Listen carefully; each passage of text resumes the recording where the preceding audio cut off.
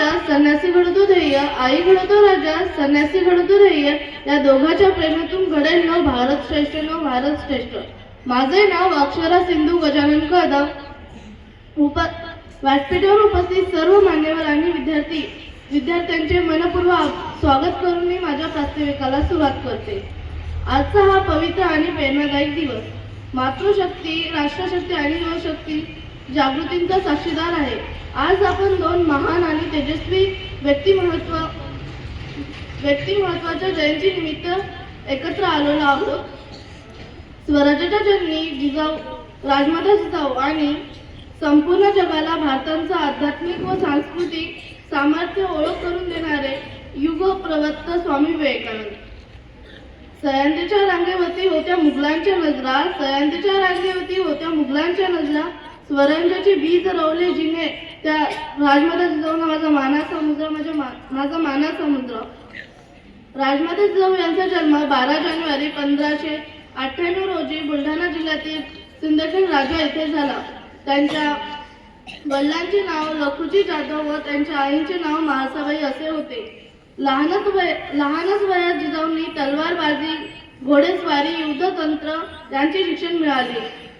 जिजाऊंचा विवाह डिसेंबर महिन्यात 1605 मध्ये वेरूळचे शहाजीराजे भोसले यांच्याशी झाला. दोन्ही राजघराणे नेतृत्वाने, संस्काराने आपोआपच झालेली ती परिस्थिती पाहून त्यातूनच घडलेली मजबूत खंबीर म्हणजे जिजाऊ. 19 फेब्रुवारी 1630 रोजी पुणे जिल्ह्यातील शिवनेरी किल्ल्यावर राजमाता जिजाऊ यांच्या पोटी शंभूराजे जन्मले. शंभूराजांना लहानपणी राजमाता जिजाऊंनी रामायण, महाभारत अशा खूप कथा सांगितल्या.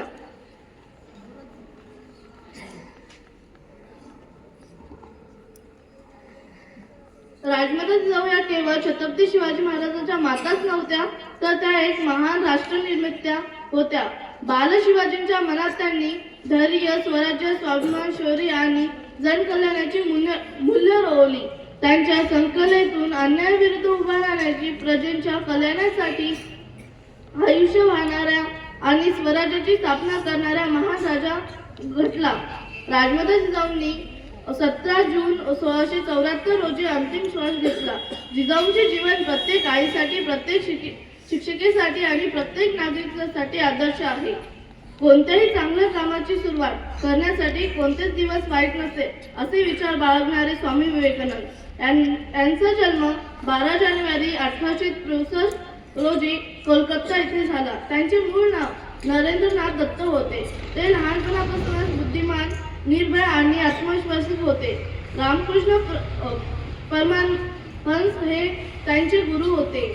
1893 साली शिकागो येथील जगातील धर्म परिषद त्यांचा प्रभावी भाषाने संपूर्ण जगाला भारताची महान संस्कृती कळाली.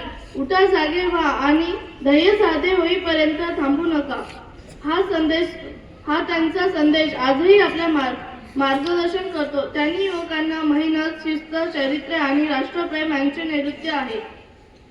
नैऋत्य सांगले. स्वामी विवेकानंद हे भारताचे तरुणांचे प्रेरणास्थान आहे. त्यांनी आपल्या विचारातून केवळ भारतालाच नव्हे तर संपूर्ण जगाला मानवता, बंधुता आणि आत्मविश्वासाचा संदेश दिला. राजमाता जिजाऊ यांचे संस्कार आणि विवेकानंदांचे विचार हे राष्ट्र उभारण्याचे 2 मजबूत स्तंभ आहेत. एका बाजूला मातृशक्तीचे संस्कार तर दुसऱ्या बाजूला युवक शक्तींची जाणीव. या दोघांच्या संगमेतून शक्त, संस्कारी आणि जबाबदार समाज घडू शकतो. या महान विभूतींना कोटी कोटी वंदन करून त्यांच्या विचारांना व कार्यांचा वारसा आपल्या जीवनात उतरण्याचा संकल्प करूया आणि आजच्या कार्यक्रमाची सुरुवात करूया. धन्यवाद.